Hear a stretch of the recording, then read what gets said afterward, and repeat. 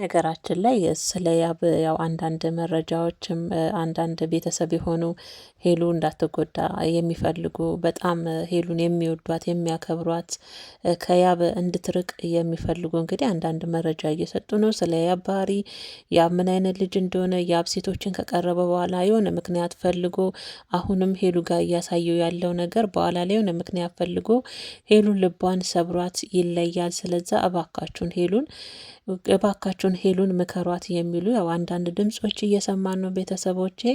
በነገራችን ላይ ያብ እንግዲህ ከዚህ በፊት ሄሉ ሶስተኛ ፍቅረኛው ናት።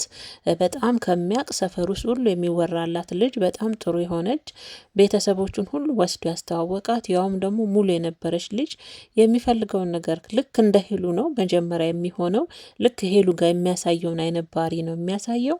ከዛ በኋላ ያንን የሚፈልገውን ሴትነቷን ከተጠቀመ በኋላ ያችን ልጅ ምክንያት ፈልጎ ጎርቷት እንደተለያትና ከዛ ወደዚችኛዋ ከዛ ደግሞ ወደ ሄሉ እንደመጣ ነው እንግዲህ አንዳንዶቹ የሚናገሩት። እንግዲህ ቤተሰቦቼ ያው እንደኔ ያው እኔ በእርግጥ የማውቀው ነገር የለም፣ ግን ቢሆንም አሁን ላይ በእርግጥ ሄሉ ሴት ልጅ ናት እንደተባለውም በቺ ልጅ ልቧ መሰበር ቅስሟ መሰበር የለበትም። ሴትነት ቀላል አይደለም። አንዴ ደግሞ ሴት ልጅ አትጎዳ።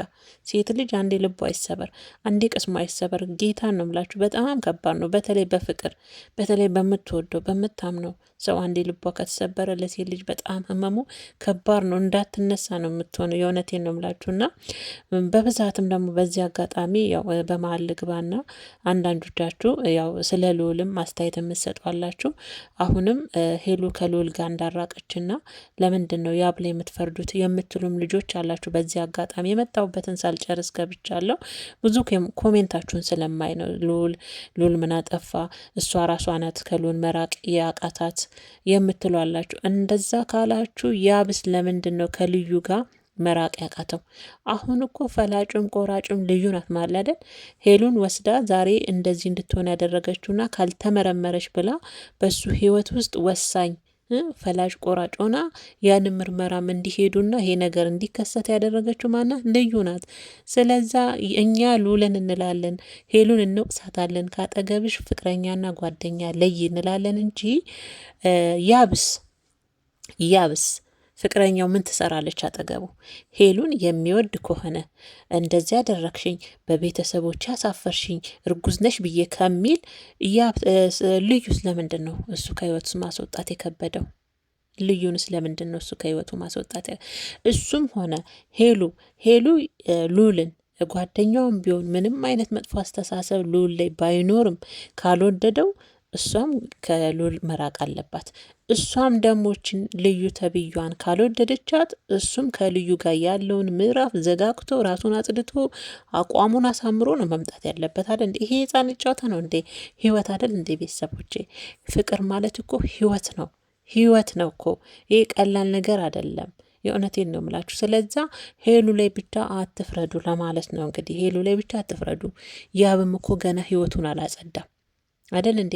መታኮ የምትጨፍርባቸው ትመርመር፣ ልጇ አንተ አይደለም አትሆንም፣ ና ወደ እኔ ተመለስ እያለች ያለችው እኮ ልዩ ናት። በዛን ሰዓት ምንም አይነት ውሳኔ የለውም፣ ያብ አቋም የለውም። በነገራችን ላይ ይቅርታ አድርጉልኝና ያብ አቋም የለውም። እንዴ ወንድ ልጅ እኮ አቋም ሲኖረው ነው። በቃ ከወደዳት ካፈቀራት ጋር ሲጠጋ ነው። እዛም የሚል ወንድ እኮ ከባድ ነው። ቤተሰቦች ከባድ ነው። የእውነቴን ነው የምላችሁ። ስለዛ ወደ ቀደሙ ጉዳይ ስመለስላችሁ እንግዲህ ያብ እንዲህ አይነት ሰው ነው። የመጀመሪያ ፍቅረኛ ነበረችው። ስለዛ አሁንም ሄሉን ይጎዳታል በማለት ለሄሉ በጣም የሚጨነቁ የሚያስቡ ሰዎች ናቸው እንግዲህ እንደዚህ እያሉ ያሉት።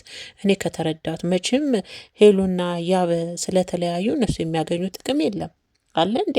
ምንም አይነት ጥቅም የለም።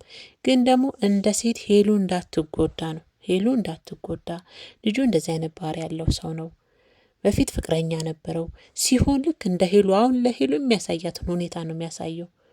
መጀመሪያ ወደ ሴት ሲጠጋ ከዛ በኋላ ነው ጎርቷቸው የሚሄደው። ምክንያት ፈልጎ። ስለዛ ሄሉ መጎዳት የለባትም። እባካችሁን ባጠገቧም ያላችሁ ጓደኞቿ እንዲሁም ደግሞ እንትን የምትሰሩ ሰዎች እባካችሁን ሄሉን እንዳትሰበር። አንዴ ከሆነ በኋላ ግን ያው የሚሉ ልጆች አሉ በነገራችን ላይ ማለት ነው።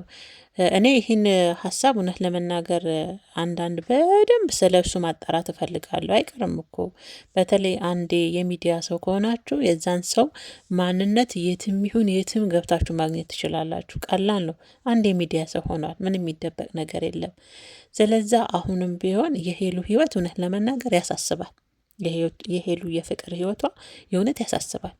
ምክንያቱም ያብ አሁንም አቋም የለው። በቃ የሚወዳት የሚያፈቅራት ከሆነ አቋም ሊኖረው ይገባል። ከጀርባ ያለውንም ራሱ ሄሉ ማጥናት አለባት በደንብ። የሚወዳት ከሆነ እስቲ ቤተሰቦቹን ወስዶ ያስታውቃት።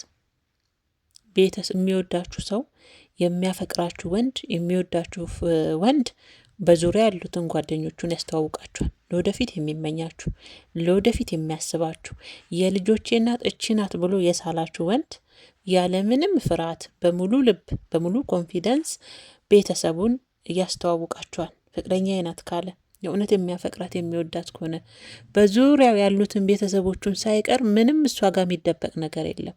ጓደኞቹን ታውቃለች፣ ቤተሰቦቹን ታውቃለች።